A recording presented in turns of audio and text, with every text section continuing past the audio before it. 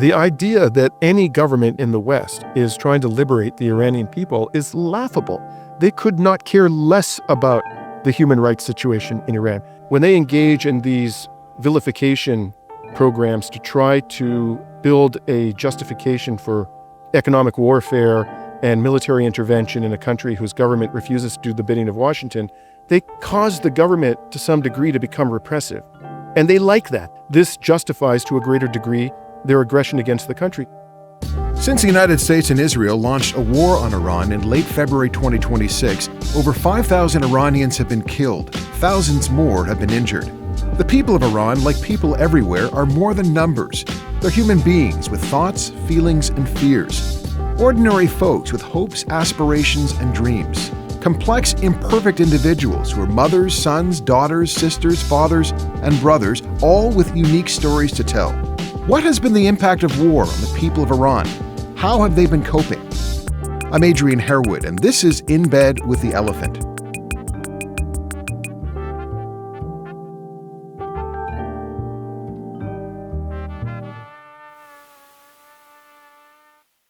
Journalism matters, particularly at a time of conflict and war.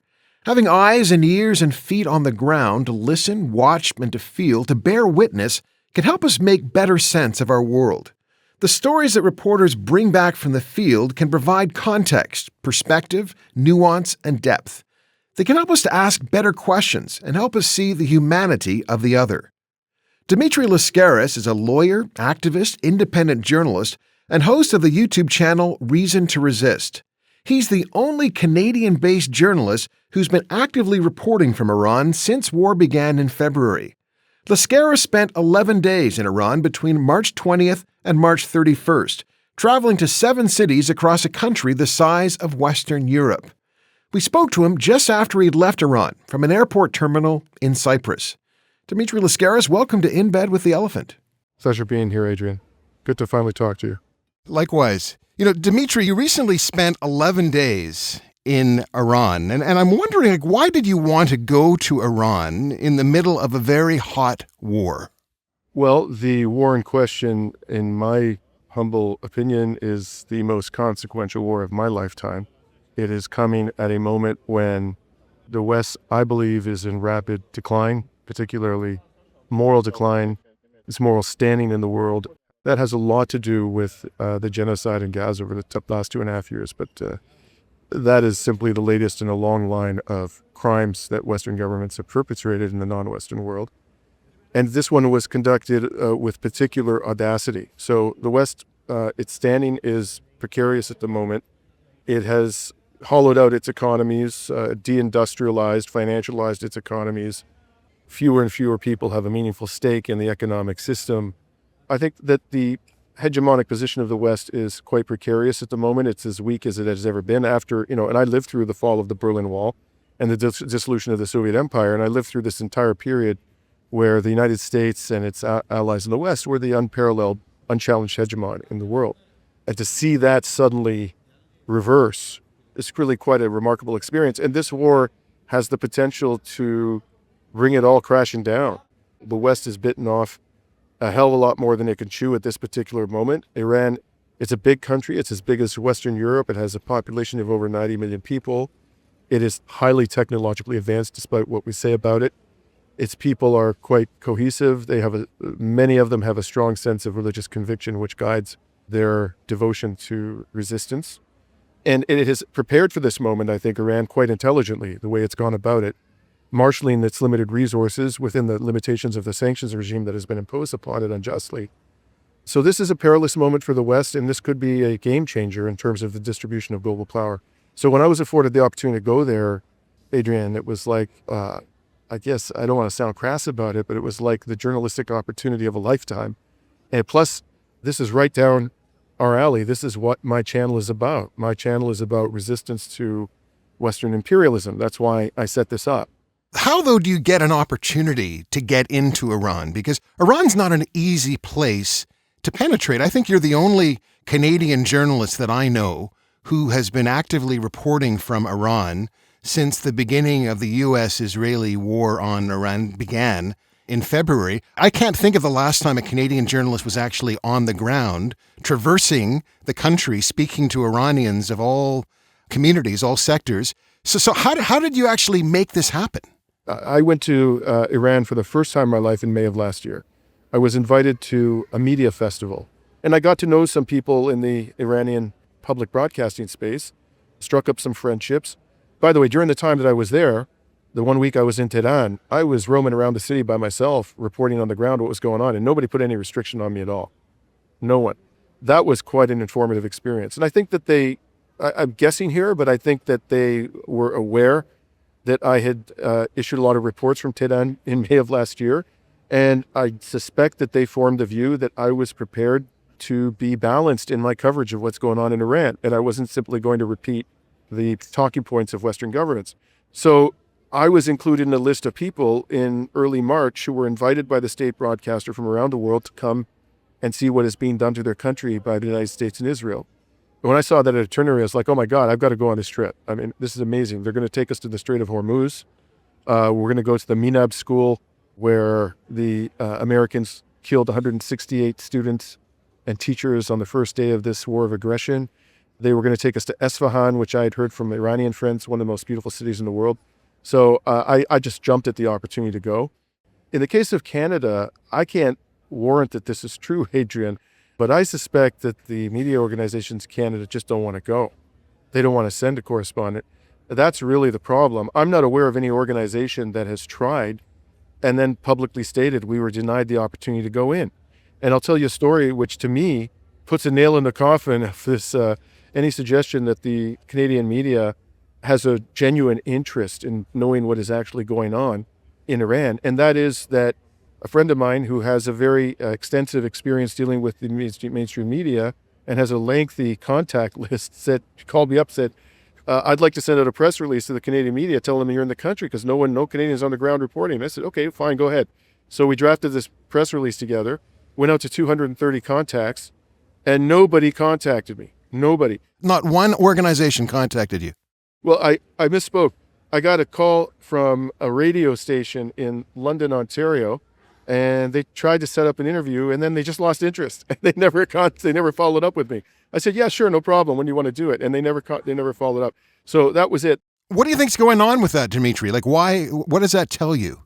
I don't think they want to know what's actually happening on the ground because there's a fear. There's a pervasive fear in the Canadian corporate media, as I refer to it. I don't like calling it mainstream media. I shouldn't call it that because I don't think anything about the corporate media nowadays, when it comes to reporting on foreign affairs in particular, is mainstream. I think that there's a lot of disinformation and there's a pervasive fear within the media, the corporate media, about contradicting the prevailing narratives that are coming out of Washington and that our political elite so dutifully repeat without a hint of skepticism. I understand this, by the way, Adrian. It's not like I don't get it. People are worried about their jobs. They're worried about being demoted. They're worried about backlash from powerful constituencies. And so they just don't want to know. Now, the first kind of big city that you settled into was Tabriz. Can you tell us a little bit about that experience, your first day, your first couple days in Tabriz? I think the very first thing we did was we went to, it was a 3 or 4 story apartment building that had been demolished. And it was cold and it was rainy. And we were told by an emergency worker that the local barber, who was quite popular apparently with people in his neighborhood, was killed. I believe, as I recall, there were other members of his family who were killed in that strike, 2 children, if I'm not mistaken. And standing in the rain, we met his mother, the wife and the mother of these children, who came out in this chilly weather and proceeded to tell us through her tears what had been done to her family. And at one point she broke down and started saying, what did my children do? Why did they take my children from me? Then I told the aid worker, the ambulance, that until they take my sons out, I cannot leave this place. Then they told me that we can keep them safe, but they were dead. So that was the very first interaction I had with a victim. It was heart-wrenching. It's like a kick in the gut, and you're kind of like just trying to adjust to this horror that you've heard. And the very next thing they did was they took us on a bus to a town that was 30 minutes outside of Tabriz. And there we met the family members of a postal worker who had been killed while he was on the job in a post office that was bombed. And we spoke to his father and to his 10-year-old son. And the first words out of the father's mouth were, "It is a great honor that my son is a martyr for the Iranian nation." He said that with a lot of conviction. He said it repeatedly, and I think he meant it. And then when he was done speaking, I think the wife of the slain man was standing there, and I think she was just too broken up to actually speak to us. She looked very upset. But the 10-year-old boy wasn't too broken up. It was extraordinary. He just, they put the microphone in front of him, and very calmly, very confidently, he said, "I will not allow anybody to dishonor the name of my father, and one day I will avenge his blood. I intend to become a missile maker and make the Israelis and the Americans pay for killing my father." I never heard words spoken like that from a 10-year-old boy. That was quite something. Dimitri, I know that you traveled to, I think, 7 cities across Iran. One of the cities, of course, Tehran, the capital, a massive city, a massive metropolis, a city of some 10 million people. You had a chance to visit Tehran last year in May of 2025. I'm just curious as to how you would describe the state of the city now, given that it has been enduring these bombing attacks. How was the city doing? What kind of changes did you see in the city in relation to, what you saw last year? Well, there's a lot less traffic. So there's a lot of traffic in Tehran. In normal times, I would say that the traffic had been reduced by 70-80%. That's just my rough estimate. So a lot of people had left the city. I was told that that wasn't just due to the war, but it was also due to the fact that the New Year holiday had begun, Nowruz, and it was customary for a lot of people to leave the city. But it also had something to do with war. The government had encouraged people to leave the city because they anticipated that the capital is going to be bombed heavily. Something else I didn't see in Tehran in May, a single police officer bearing arms. And I walked around that city for hours, dozens of kilometers. I rode the subway. On the odd occasion that I saw police officers, they were directing traffic and they appeared to me to be unarmed. So this whole notion, this was highly incongruent after having listened for all these years to the Western media and political elites tell me that Iran is a police state. So, and by the way, I'm just telling you what I saw, Adrian, okay? I don't purport to have like a comprehensive view of Iran, and what I saw was one little snapshot in time. Iran is, got a long history, and it's including the Islamic Republic. It came into power in 79. It has probably evolved over time. It may have been a very different beast 10, 15, 20 years ago. So I'm giving you a snapshot in time in one part of the country. But Dimitri, it is a police state. Well, what do you consider to be a police state? Well, I'm saying that we do know that in January, there was a brutal crackdown on protests, people who were protesting the Islamic revolutionary regime. There were reports that, 30,000 people were killed during that period. So it would seem as if it's a very authoritarian regime, is it not? What reports? What is the evidence for the killing of over 30,000 people? Just stop and reflect upon that number, Adrian.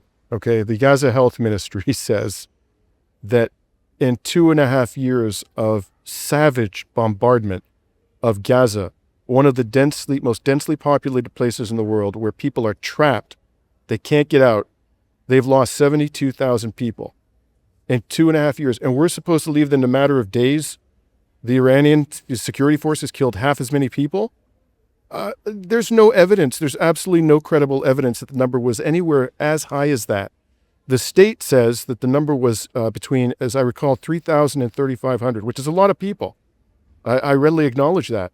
But that's 1/10 of what we were told. And I've heard now Donald Trump is spewing off that it's 45,000. He's just pulling numbers out of his derriere. So, But even that number, even that number, Dimitri, is considerable. Like I'm saying, I've been speaking to Iranians who have contacts in Iran. I had one on my show, and he was saying that a significant number, there are all kinds of reports, but a significant number of people had been killed in January. Like that's just a fact, and the government is acknowledging that as well. Yeah, it is indeed, and it is also saying that 300 of the people who were killed were police officers. Some of them were hacked to death. How would a Western politician respond If people went out into the streets and killed 300 police officers, can you imagine how Trump would respond? You think there'd be any hesitation in gunning down anybody who's standing near a person in a protest who has a weapon? They would slaughter people en masse. So I'm not condoning this, but by the standards of the West, given what they were confronting, did they really react more harshly than a Western government would? If they didn't react more harshly than a Western government would, and I don't believe for one second that the Americans confronted by the same situation wouldn't have killed thousands of people, especially Trump. I'm not necessarily disagreeing with you. I was responding to your saying that you're not sure if it's a police state. Like, there is state repression. Like, we can acknowledge that there is repression in Iran. That's what I was trying to just state for the record. Okay, well, I guess I'm a lawyer and I get stuck on, I'm very particular about terminology. I have no problem acknowledging there's repression. But again, there's repression in Western society nowadays, too. That doesn't excuse repression in France, but let's be real here. It's not like we're free of repression. What I'm taking issue with is this notion that Iran is a police state. When I think about a police state, what I think about is a constant presence of heavily militarized police. Anybody protests in any way, shape, or form, they're hauled off to prison. I don't believe that that's what happens in Iran generally. I do believe that people are allowed to protest peacefully. I can't guarantee you that, but based on what I've heard from people on the ground who live there, they do allow peaceful protests. What happened here is that the protests turned violent, and we know for a fact that the CIA and the Mossad were involved in the violence because they said so. I mean, they said so. And you're talking about a country that has been subjected to every imaginable form of aggression ever since, the rebellion against the dictator who was imposed upon the Iranian people in 1950s when they overthrew the British and the Americans. 1953. Right. So there was a revolution against that, and then Western governments invoking the cause of human rights and democracy and international law as if they care at all about any of those things, have been doing everything they can to crush the Iranian economy and overthrow its government. What our governments do, Adrian, in my view, is that when they engage in these vilification programs to try to build a justification for economic warfare and military intervention in a country whose government refuses to do the bidding of Washington, they cause the government to some degree to become repressive and paranoid. And they like that. They want it to become repressive and paranoid because then this justifies to a greater degree their aggression against the country. So to some extent, I think we should be fair to the Iranian government and acknowledge that they probably feel existentially threatened by American aggression, and this has caused them to overreact sometimes. But there is also a certain level of repression that is inherent in their system, but I've seen no evidence that it rises to the level of what I would call a police state. I see far more cops armed to the teeth in Western cities than I saw in any Iranian city, including during a time of war. So I take issue with the characterization of it being a police state. Yeah, I don't want to get bogged down on this, but I was in Czechoslovakia like in 1989, and so before the Berlin Wall fell. And Czechoslovakia was a police state, although there weren't visible police on the streets. But it was very, very clear that people were afraid. People were whispering. People were afraid that if they were to speak too loudly, they could be hauled off to jail. And then there were political prisoners, just as there are in Iran. So I would actually argue that Czechoslovakia, in spite of the fact that there were not visible police on the streets, it was absolutely a police state. I'm sure there are police in Tehran in civilian clothing. I have no doubt there are. There are in every damn city.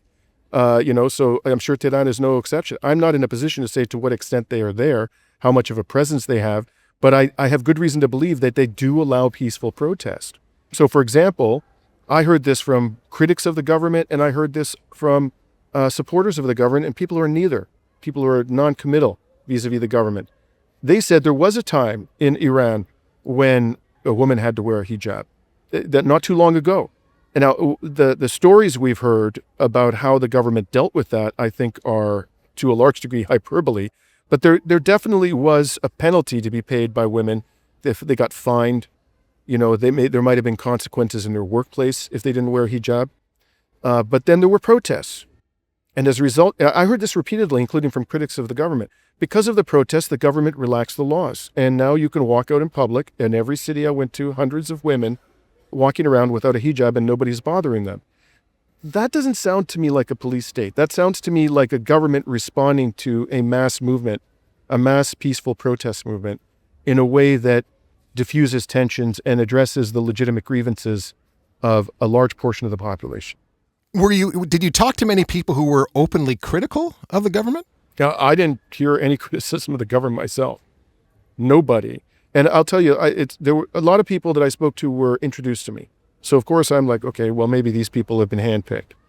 But there were situations where I just was free to talk to anybody I want.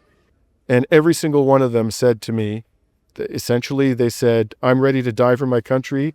Two of them, for example, they were 18 years old. And I said, you're going to be called upon to do military service shortly by law. How do you feel about that? And they said, it's our solemn duty to take up arms against the oppressor. We're ready to fight. I spoke to people who were middle-aged. I spoke to people who were elderly, and the sentiments were all the same. Of course, it's possible that people are afraid to speak out. That's certainly possible. It's possible that this is an unusual moment in Iranian society because of the external threats.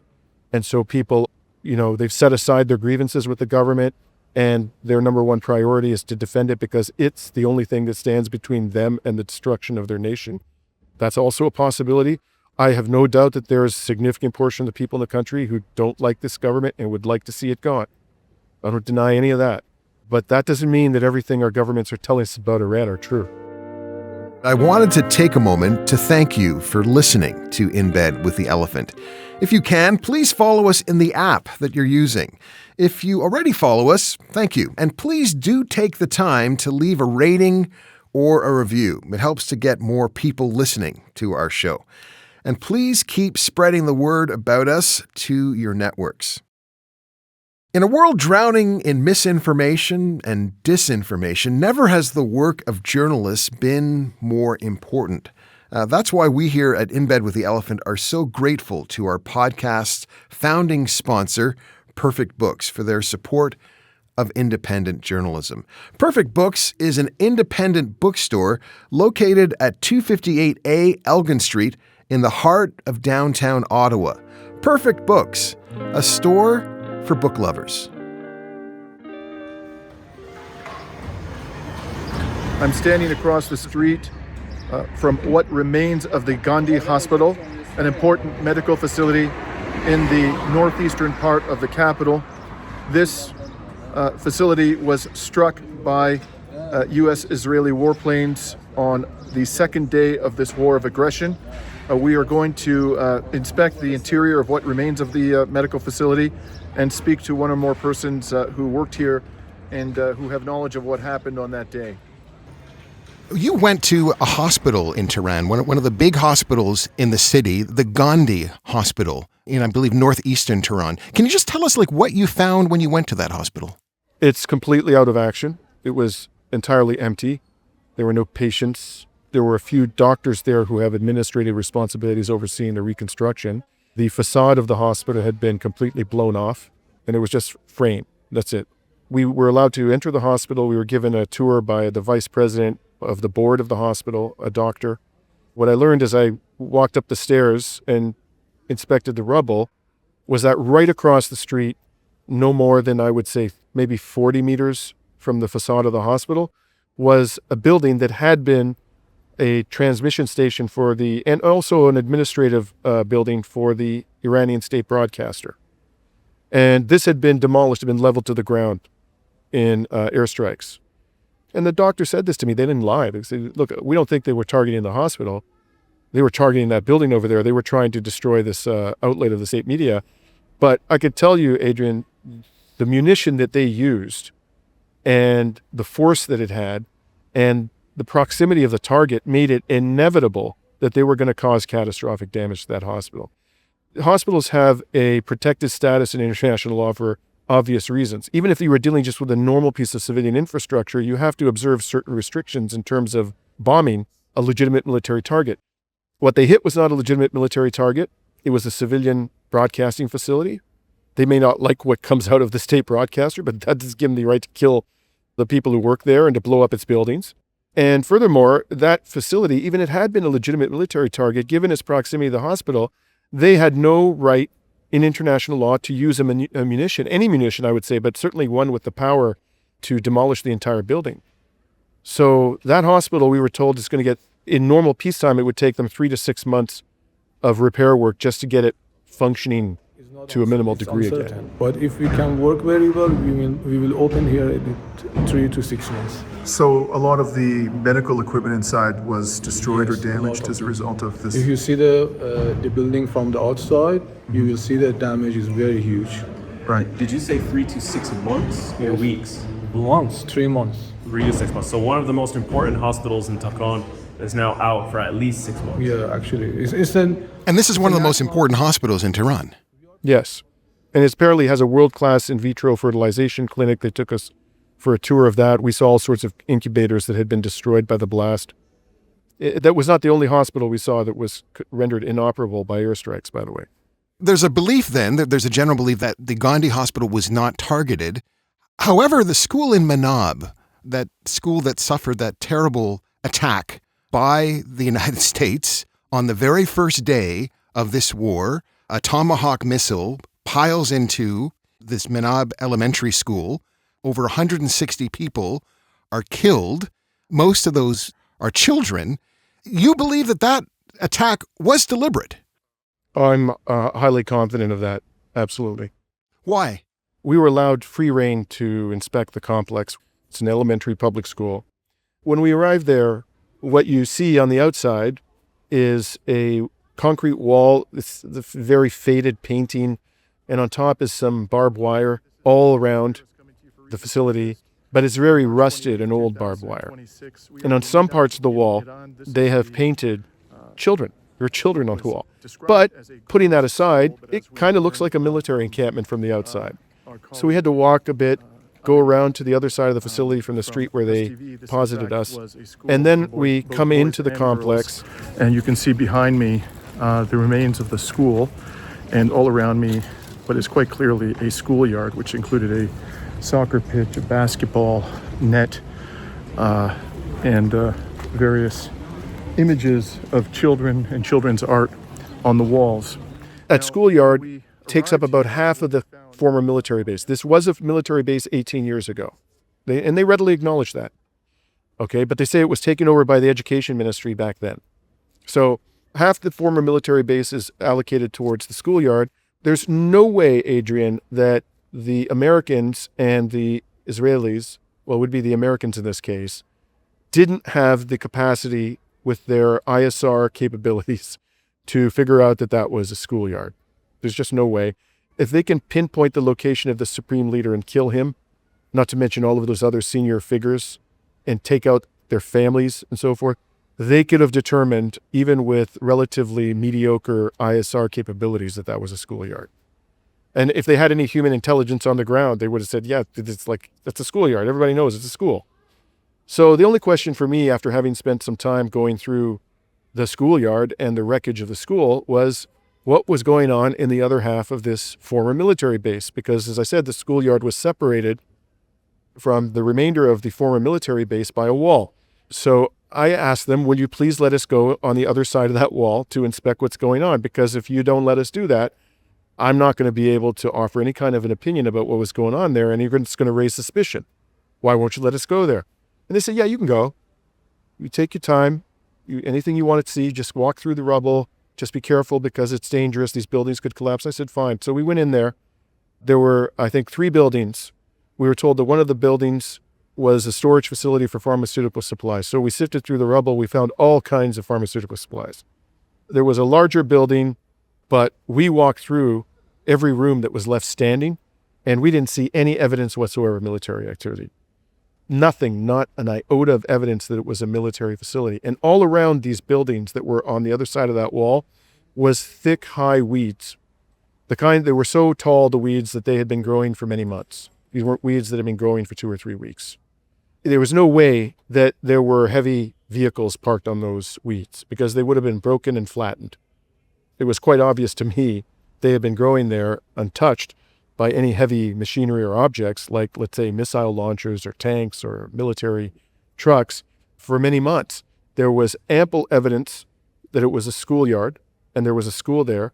And then I walked around the facility and I saw absolutely nothing that could be a military base. The Americans, I think, knew, I can't say with a certainty, but I'm highly confident that they knew this was a school. And they blew it up to send a message to the Iranian people, which is to say, you don't capitulate, we're going to murder your children. And I don't know why anybody would have any trouble believing that the American government is capable of such a thing after what we've seen in Gaza over the past 2.5 years. I mean, why would anybody be surprised that the American government and military are capable of that level of depravity? How is that community in Manab coping? Like, how are they dealing with this calamity, this catastrophe? They're devastated. I mean, they're absolutely devastated. They were with the cemetery where we went to see the, where the children had been laid to rest. There were mothers. There were like 8 or 9 mothers who were camped beside the graves of their children. They didn't want to leave them. We saw a man who was almost speechless, just sitting over the grave of his son, spreading rose petals. He was so distraught he could barely articulate a sentence. And then we spoke to 2 men who were very agitated. They were carrying the blood-soaked clothing of their children and photographs of their dead children. And they were adamant that they had nothing to do with the military themselves. The school had nothing to do with the military. And they insisted that the United States had murdered their children, knowingly attacked and destroyed that school.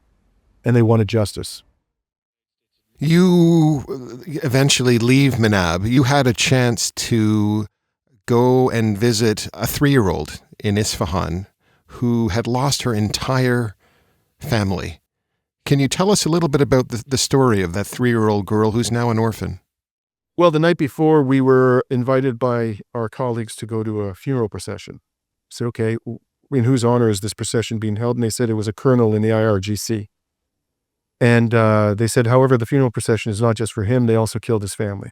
They killed his mother, they killed his wife, and they killed his 2 sons. And the only survivor from the airstrike on their home is their 3-year-old daughter who's lying in a hospital bed. Just for our listeners, Dimitri, the IRGC is the Islamic Revolutionary Guard. Correct. Which I believe the Canadian government has designated as a terrorist organization. So this procession, this funeral procession was huge. It just went on and on and on and on. It's always hard to count a large procession, how many people are there, but I think the whole thing took like 10 minutes. I didn't keep track, 10 or 15 minutes to go by because that's how long it was.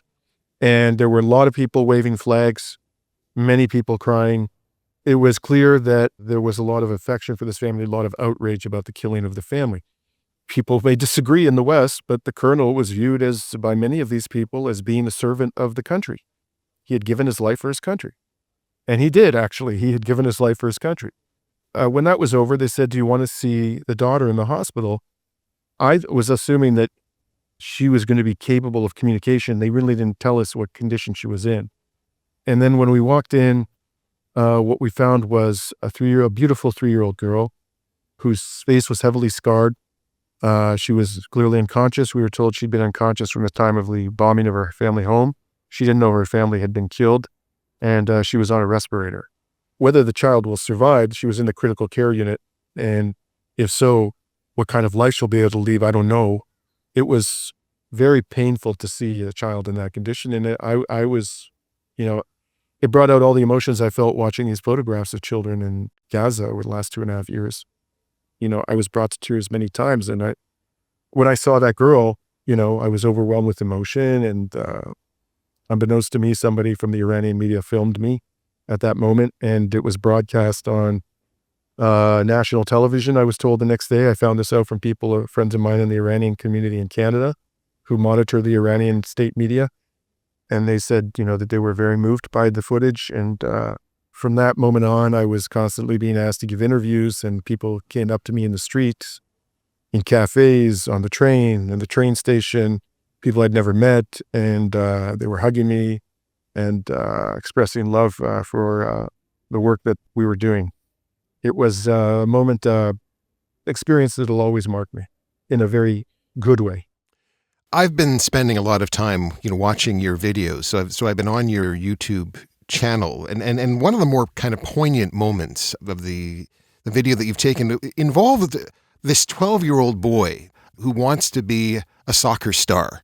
And this boy was badly injured in a bombing that has rendered him possibly incapable of, eventually he'll be incapable of playing soccer. He'll never be able to realize his dream of becoming a soccer player. So you went to his bedside, and his parents were there.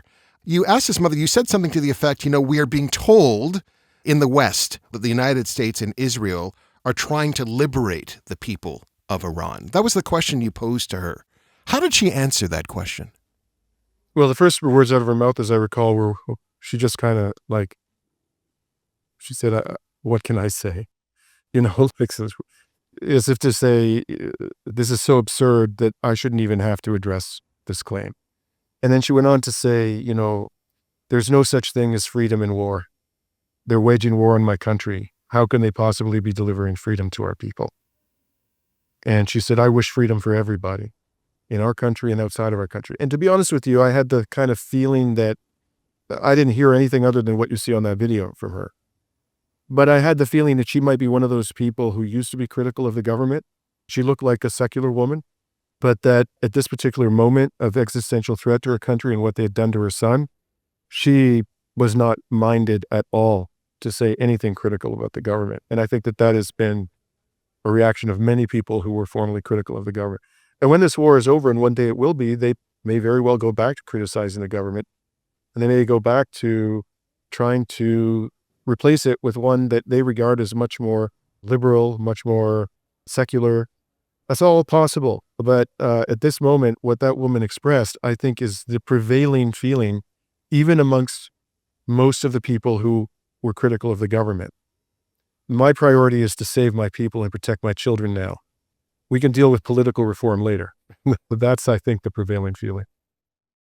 You went to one of the most geostrategically important areas, I would argue, in the world right now. You went to the Strait of Hormuz, where 20% of the world's oil passes through. Can you just tell us about that experience of going to the Strait of Hormuz and what you saw, what you observed? We went into the strait from the city of Bandar Abbas, which is the largest Iranian city on the Strait of Hormuz. It's about 600,000 people, I think. We had tea on the night before with the governor of the province in which Bandar Abbas is situated. A very gracious gentleman. And we also, by the way, we met the governor of Esfahan province. He too was a very gracious gentleman. And the third politician we met was the mayor of Shiraz. And I just want to pause there and say, these three officials were the three government officials we met. All three of them met with us in a public place without bodyguards, which is kind of remarkable when you think that the Israelis and the Americans are killing any significant political figure they can identify. They're just mass murdering the leadership of the country, both military and civilian. And furthermore, we're told that, like the vast majority of Iranians want to lynch these people because they hate them so much, they hate the government so much. Well, if that's true, why are they walking around in a time of war without bodyguards in broad daylight? Something people should think about. But in any case, we have tea with him. And one of my Iranian colleagues, Iranian journalists, he whispers in my ear, because we had decided we really wanted to go in the Strait of Hormuz. Like you said, Adrian, this place is really extremely important at this particular moment in history, but the security situation is very dicey. And so he said, look, Dimitri said, you kind of gained a lot of political capital with these interviews you've been doing and the coverage that you've all been getting. Please ask the governor if he'll allow us to visit the island of Hormuz and the island of Kemch, which are in the Strait of Hormuz, and the second of which is the largest island in the Persian Gulf. These two islands are extremely important to Iran's control of the Strait of Hormuz. So I kind of chuckled and I asked him, he said, Dimitri, yes, we'll do everything we can, but we'll have to see what the security situation is in the morning and then we'll decide. So we get up in the morning and they tell us that the Israelis bombed the port of the island of Hormuz overnight and that there were drones in the sky. And they just felt it was too unsafe to allow us to visit either of those islands.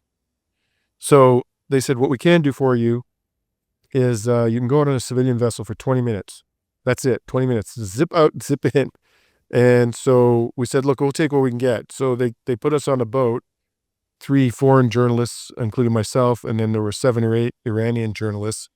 And we got out about 2 kilometers from shore, and we saw, or as far as the eye could see, oil tankers. And the vast majority of them seemed to be anchored. I counted 90-something of them. That was just with the naked eye. There were so many of them out there. I'm sure there were well over 100. We were told that most of them were Iranian, and they were sitting there because this was a relatively safe place for them to be parked. but about a third of them were non-Iranian.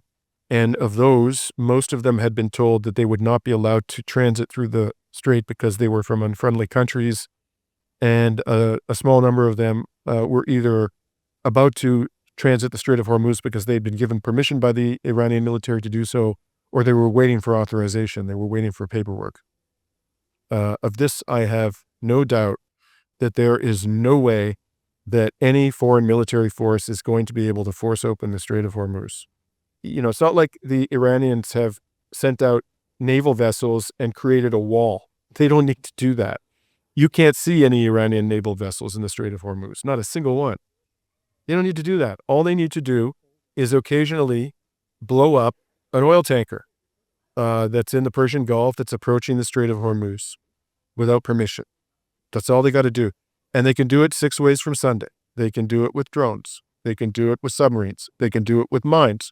They can do it with surface-to-ship missiles. They can do it with ship-to-ship missiles. This is exactly why, Adrian, not a single hostile naval vessel has attempted to penetrate the Strait of Hormuz, including from the United States, which has by far the most formidable navy in the world, since the beginning of this war. What does that tell you? It tells you that the militaries of the West have figured out that it's a suicide mission. They would have done it by now. They would have at least attempted it, but they won't even attempt it. Donald Trump was begging the Europeans to do it, and they said, no, man, we want no part of that. So what does that mean? That means that in order to avoid a global economic calamity, because that's what is going to happen if the Strait of Hormuz stays closed much longer, the American government is going to have to make substantial concessions to Iran. That is the only way to open the Strait of Hormuz. Dimitri, you're obviously now in a position where you can tell stories. You can talk about Iran in a way that other journalists can't because they're not present. They're not there. Why is it important that you're there, Dimitri? Because this war could result in incalculable human suffering if it continues. There's an extremely high level of ignorance in our society, vis-a-vis Western society generally, about this country. And unless we put a stop to what our governments are doing, it's not just the United States and Israel, by the way. So, for example, it's a matter of public record now that heavy bombers are flying out of an airbase on British soil. And they're going all across Europe, all the way down to the Persian Gulf, and they're killing Iranian children. It's a matter of public record. So there are other countries. Greece is allowing the Suda Bay naval base on the island of Crete to be used to transport goods into the region that are almost certainly being used to facilitate this war effort. So the way we bring it to an end, non-violently, is for people in the West to demand that this be brought to an end as quickly as humanly possible. What do people in the West not understand about Iran? What do they get wrong? What do they need to be disabused of? Well, that the Iranian people, first and foremost, are human beings who come from a great civilization. They are peaceful people, overwhelmingly peaceful people. They are hospitable people. They are gentle people. They are very erudite people. And if you got to know them better, you would be outraged by the fact that our militaries are killing them and their children. I mean, they are extraordinarily kind people, and they don't deserve to have to deal with this. That's the first thing. The second thing is the idea that our governments or any government in the West is trying to liberate the Iranian people is laughable. This is utterly laughable. They could not care less about the human rights situation in Iran. If they care so much about, for example, the oppression of women, why are we selling billions of dollars worth of weaponized armored vehicles to the Saudi autocracy? Why is Canada doing that? Why are we sending weapons to Israel as it slaughters Palestinian women every day? It's killed tens of thousands of Palestinian women. It's deprived them of their children, tens of thousands of Palestinian women. And we're supposed to believe that our governments are bombing this country to liberate them. The idea is ludicrous just in the abstract. But when you look at the record of criminality of Western governments, when the press corps hears this claim being made, they should all fall over in uproarious laughter. It's so absurd. So I'm trying to impress upon people that is not the objective here. Look, if that's the objective, why are they blowing up their hospitals? Why are they blowing up their schools? Why are they destroying emergency centers? Why are they using double tap strikes? Why are they dropping electromagnetic mines on villages? Why are they blowing up bridges? Why are they attacking power plants? And on and on and on. Okay, I want to show people that this is a lie. This is all about American hegemony. That's all it ever was about, and the greed of the oligarchy that rules the United States. You had an encounter with an Iranian man who conveyed to you how meaningful it was to him that you were taking the plight of his people seriously. Can you just tell us a little bit more about that particular encounter and why you found it so moving? After the Strait of Hormuz outing, we were told, because our visas were about to expire, that we had to get on a train and go all the way to the Turkish border. It was just a 22-hour train ride to Tehran. And by the way, we asked them to extend our trip. We were begging them. It was supposed to be a 1-week trip, and we got 11 days. In any case, we get on this train. I come out of my cabin, and this man had a big smile on his face, and he comes barreling down the corridor of this train cabin that we were in, and he just puts his arms around me. It's a big bear hug. And he starts kissing my cheeks. And he says, I love you, I love you, I love you. And I'm like, whoa, who is this man? And he said, I'm following you on television. I saw you with a girl in the hospital. He said, I can't tell you how deeply, I've been moved by your work. All of you are doing such a wonderful service for our people. Tell the world outside what they're doing to our country. And I want you to know something. I want you to repeat this in your reporting. He said, I fought for 5 years in the Iran-Iraq war. I'm 64 now. I'm very old. It's hard to carry a weapon at my age, but I'm ready to take up arms and die for my country. That's the message I want you to send. It was deeply moving. I'm wondering how you are dealing with becoming a target yourself. You have talked about the fact that it seems each time you visited a location or visited a particular facility, a couple minutes after you departed, that facility was bombed. And I'm wondering if you can just kind of tell us, what you think has been going on there. Well, it started in Bushehr when we got to, which is our first stop on the Persian Gulf. So we visit these sites, and about an hour or two after we leave, the Red Crescent in Bushehr contacts a member of our entourage and says, every site you visited was struck since you left. And for good measure, they struck a target across the street from the hotel where you were staying. And we didn't see anything across the street from the hotel we were staying that looked like a military target to us. So we were like, that's concerning, but it could have been random. It's possible. So in any case, we get to Bandar Abbas, and instead of stopping in Bandar Abbas, we decided we're going to go straight to Minab. We were very anxious to go to Minab as quickly as possible. And on the way to Minab, we made a pit stop to see a civilian radio transmitter and a small broadcasting facility, again, of the state broadcaster that had been demolished. And as we're walking around that site, there was a drone strike nearby. It was uncomfortably close. We had one guy with us whose function was to protect us. He was security. He wasn't a minder. He wasn't like putting restrictions on or reporting or anything like that. But he was there to deal with dangerous situations and to ensure that we were safe. So as soon as we heard the drone strike, he said, out of here. Let's get out of here now, immediately. So we got in the bus. We continued to Minab. We spend the better part of a day inspecting the complex, the former military complex where this atrocity happened. And 10 minutes after we leave, there's a drone strike on Minab, on the school. There's absolutely no reason why a rational human being would want to waste a missile on what remains of that school.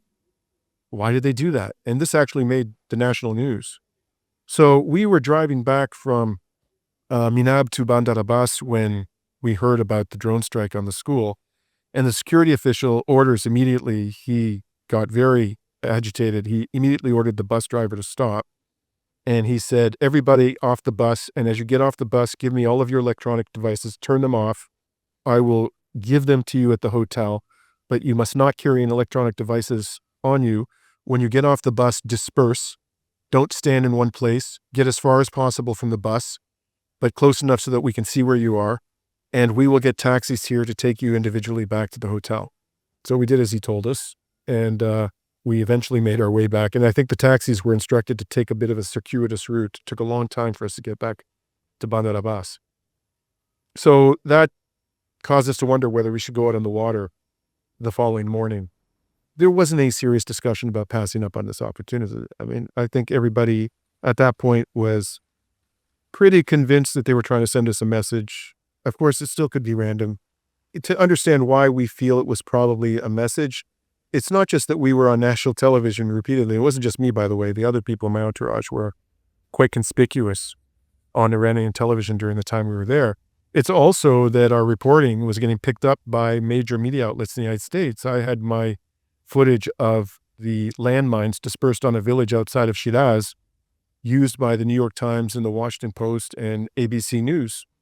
And their articles pointedly accused the United States military of potentially committing a war crime in that village. And they cited my name. And by the way, not a single Canadian media outlet expressed the slightest interest in that story. But hey, whatever. So, they had a motivation to intimidate us from continuing our reporting.